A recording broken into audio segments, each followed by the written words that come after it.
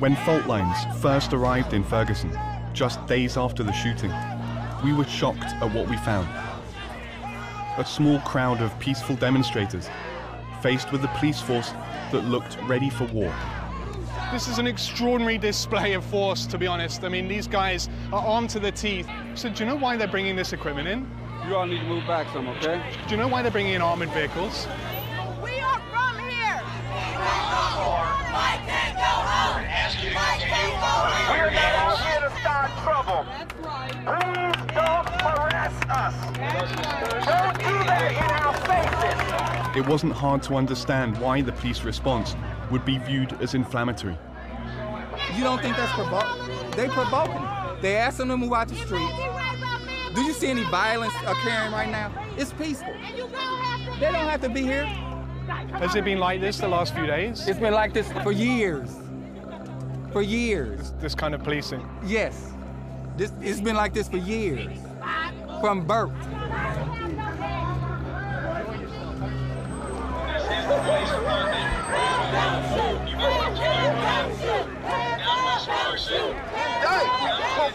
Put them killer cops in jail. The whole damn system is guilty as hell.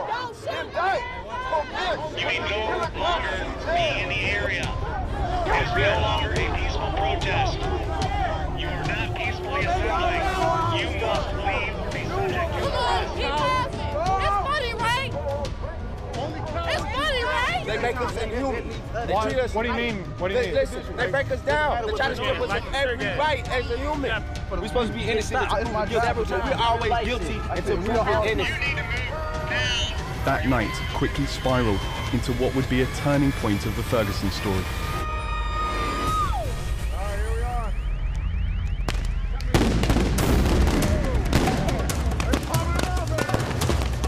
Okay, it seems like they're throwing flash bombs now. There's explosions going off. We're not quite sure what the police are firing, but there's gas coming down too. We're going to get out of here. In a matter of hours, the streets went from peaceful protest and calls for justice to scenes out of a conflict zone. As the military-style vehicles advanced, rubber bullets were fired. Anyone on the streets, including media, was viewed as a target. These scenes would flash across news networks that night. What do we want? Justice! What do we want? Now! What do we want? Justice! What do we want? Now!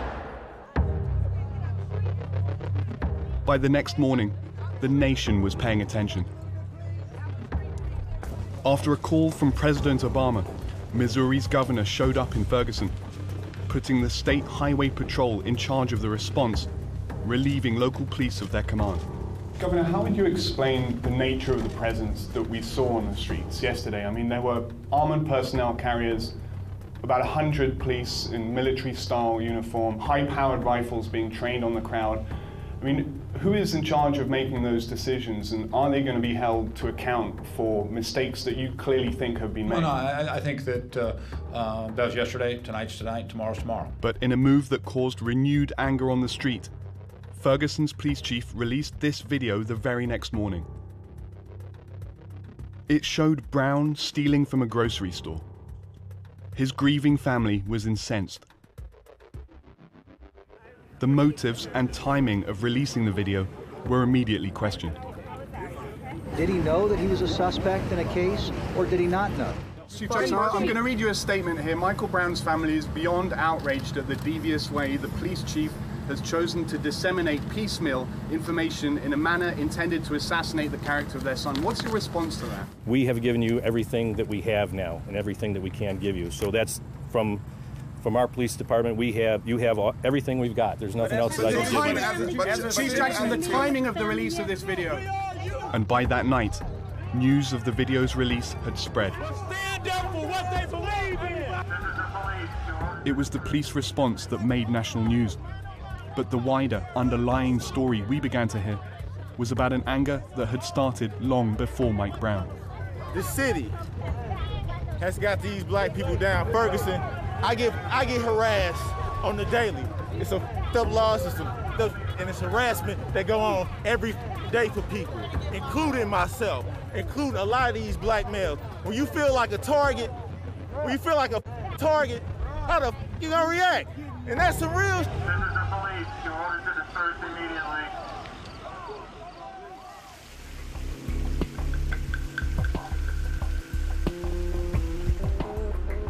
The shooting of Mike Brown sparked something in Ferguson. Why did it happen here? On the surface, the city looks like any quiet American suburb. But in the southeast corner of the city limits, there are densely populated apartment complexes.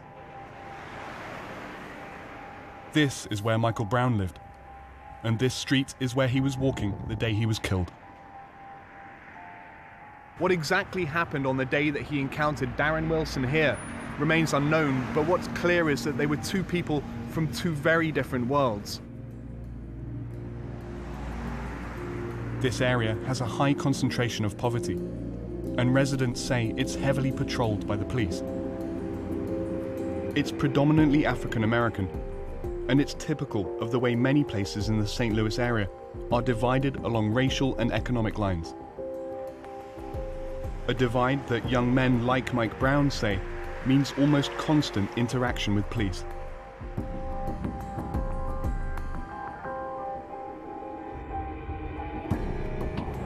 You got hit with a bullet?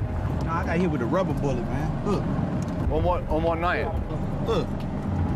You got hit with those? Yeah. Which day was that? What was the first day?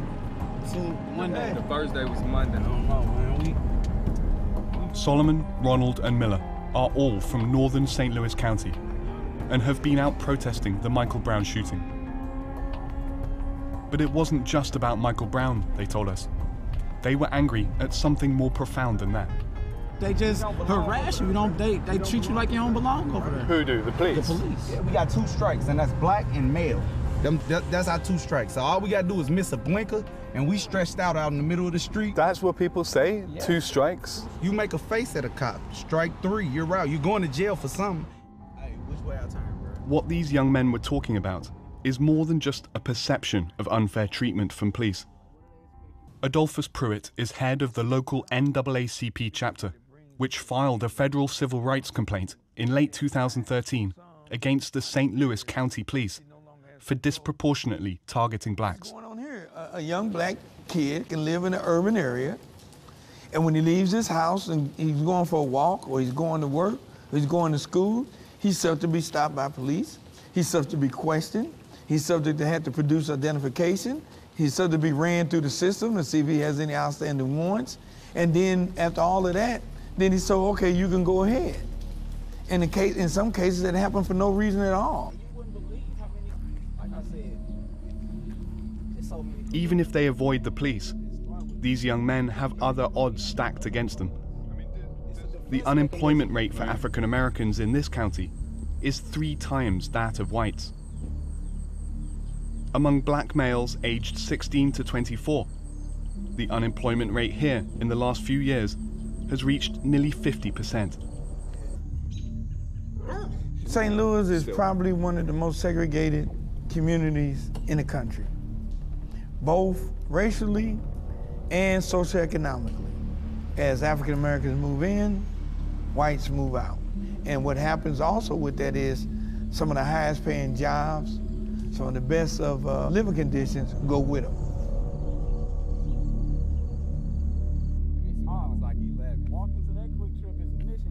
So you have somebody that can't find a job, you have somebody that's been marginalized in society, and then 3-4 times a week you get hassled by the police?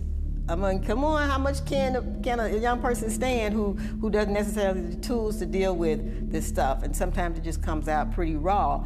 That has to do with some systemic racial issues that need to be resolved.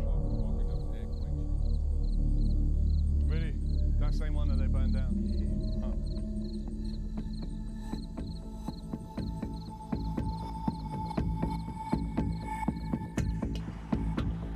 What people here told us is that police shootings like Michael Brown's are the most violent examples of a system of law enforcement that unfairly targets black people.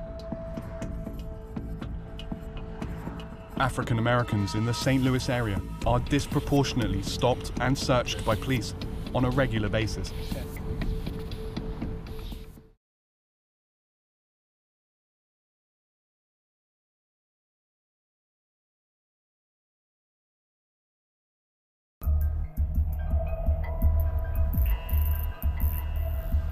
For over 3 months, Fault Lines has requested to speak to the St. Louis City Police, the St. Louis County Police, and the Ferguson Police Departments.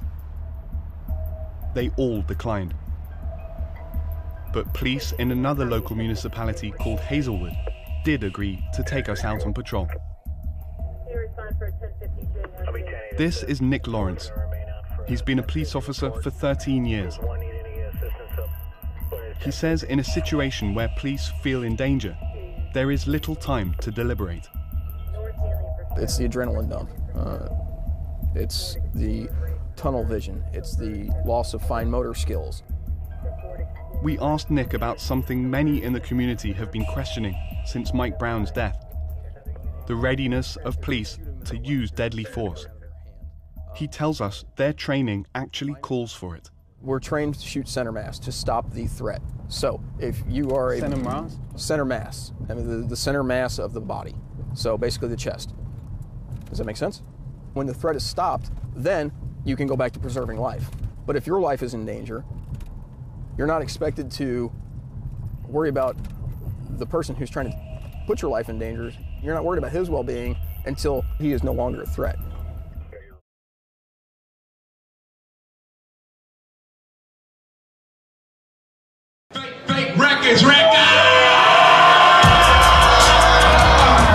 This particular concert has revolutionary culture, which is important. It's not a hip-hop concert. It's not a rap concert. It's not for entertainment. It's revolutionary culture.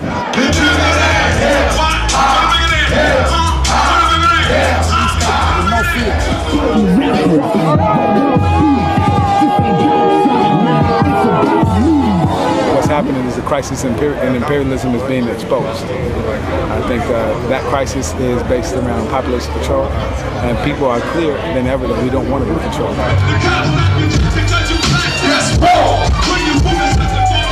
Yes,